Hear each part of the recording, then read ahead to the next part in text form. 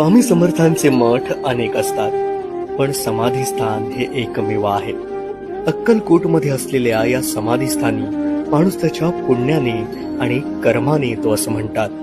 कारण स्वामीच म्हणून गेले होते की माझ्या वडाच्या पारंब्याखाली बसून भक्त जप तप करून आपापल्या गावी निघून जातील. असं ते कित्येक वर्ष करतील. ज्या दिवशी त्यांचे कर्म शुद्ध होतील, पाप नाहीसे होतील, त्या दिवशी ते या समाधीस्थळी येतील आणि याचं महत्व जाणतील. स्वामी पहिल्यांदा अक्कलकोटला आले ते या चोळप्पा महाराजांच्या घरी. 21 वर्ष इथे त्यांचं वास्तव्य होतं.